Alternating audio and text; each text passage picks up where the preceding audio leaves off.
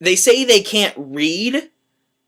One of them has a gold tooth. I kid you not, a gold tooth. Why would you have a gold tooth on a transforming robot? These things are talking in like, I don't know, like redneck slang, and I just don't understand it. Remember Jazz from the last film? Okay, he was like the black robot, okay? You can kind of understand that because they learned how to speak from the internet, and maybe he just went on some jive turkey forum or something like that, and that's how he learned to talk. It's only one robot that does that, and he's not very annoying because he's one of the giant fighting robots that does something. There are so many black robots in this film. How can there be such a high ratio of black robots?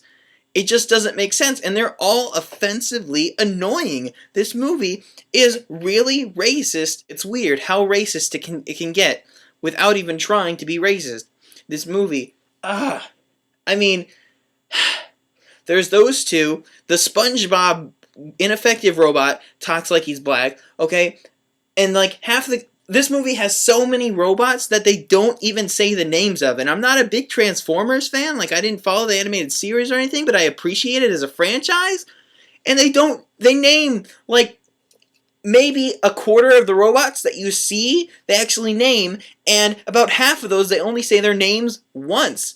I mean, I had to look on the Wikipedia to even remember what the SpongeBob robot's name was, which is Wheelie, which is retarded. Yeah, I understand they took the names from the animated series and from the original franchise, but I just hate Wheelie so much is all. I'm just gonna leave it at that. The guy from Sector 7 in the last film, who was like, he was comic relief, but he was the annoying guy in the last film, Agent Simmons, I think. I don't know, I don't care to look it up. He was in this film, and he wasn't that annoying, at least in the climax. Like, he actually did stuff, and it worked, and he was he was actually heroic. But, like, when they first find him, he's working in a Jewish deli with his mom, and there's, like, some offensive Jewish stuff, and I'm not even sure if the character is Jewish, but it seems like he is, because he's, like, yelling at his mom, and she sounds like, like George's mom from Seinfeld, like that Jewish. It's like, I walked into a Woody Allen film, and I didn't even know it. He knows all this stuff about robots, and that's why they have to find him, and that's why he joins up with them. It really, I mean, the narrative isn't that confusing, but the thing is, it's bogged down with so many unnecessary scenes that I can't really give just, like, an outline of the storyline without having to stop and rage about so many things. Anyway, that guy is back, and he is actually alright, but some of the other characters, like the fat black guy, and the Aussie chick, and that one guy who didn't do anything, all those people, they're not in this film anymore.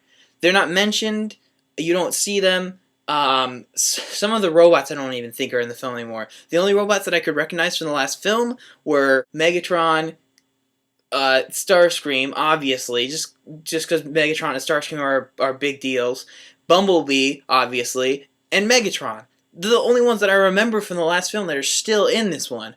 I mean, I'm sure some of the other ones had cameos, but really, they're like 10 robots on the screen at a time, and they gave like one of their names. You're not gonna remember what's going on and which robot is which, even if you follow the franchise, because these robots look nothing like the ones in the franchise, which I can appreciate because they look cool, but they don't really give their names that much, and so you say, hey, that robot's cool, I wonder who he is, and you'll never know.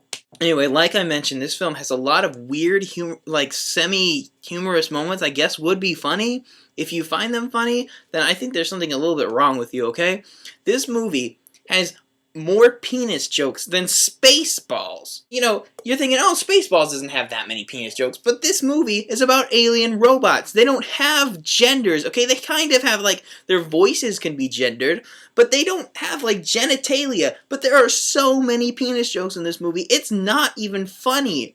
There's a part where, like in the last film where several appliances just became Decepticons so they could have some product placement.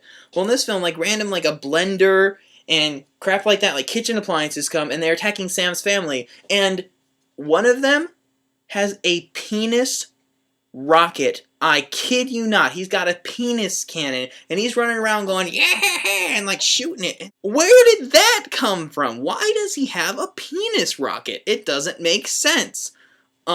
There's a part where the Agent Simmons guy is climbing a pyramid because there's a Decepticon on top of it, and I don't know why he has to follow it because he's just radioing people so that they can come and shoot it. So I don't understand why he has to follow it to do that. He's climbing up the pyramid, and they just get a shot of just random metal balls hanging from him. He's like, hey, look, it's got metal balls. It's like, it adds nothing to the story, and it doesn't make sense. Why does he have metal balls hanging in his crotch?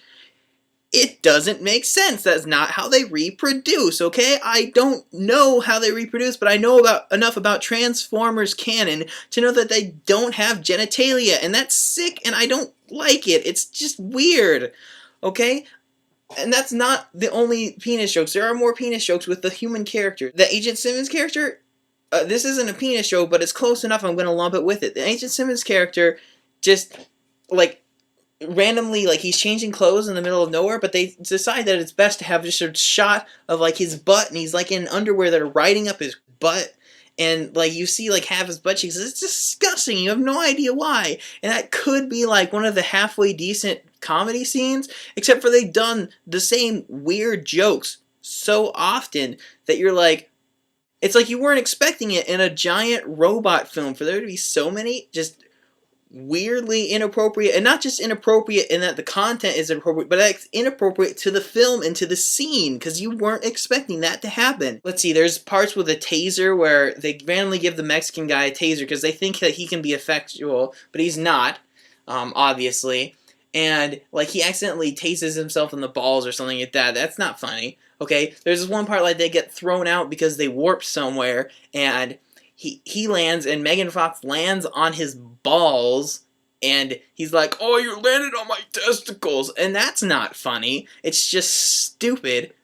And then there's a part where the SpongeBob robot, which I hate Wheelie so much, humps Megan Fox's leg.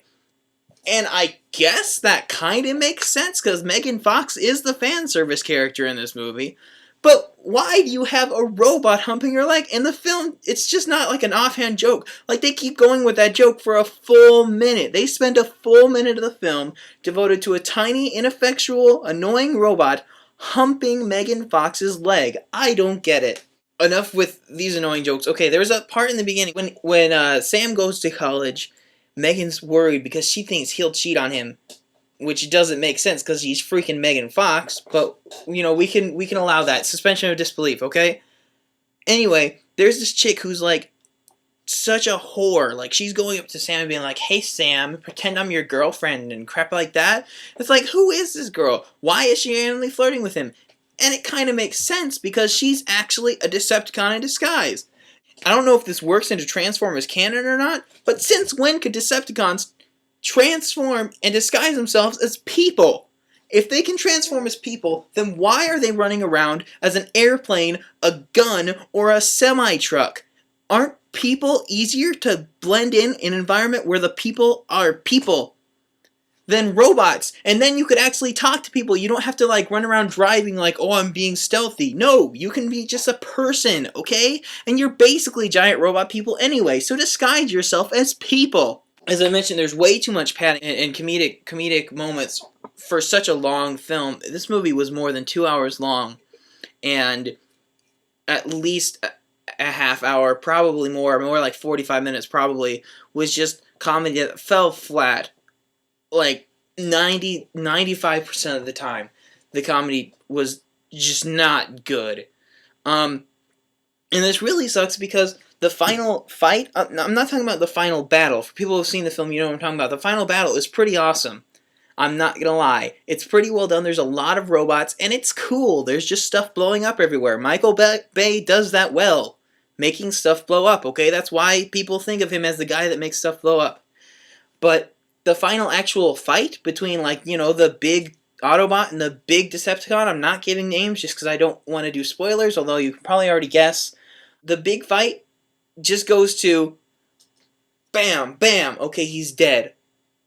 Honestly, honest to God, the big bad is destroyed just by shooting him twice with a laser cannon.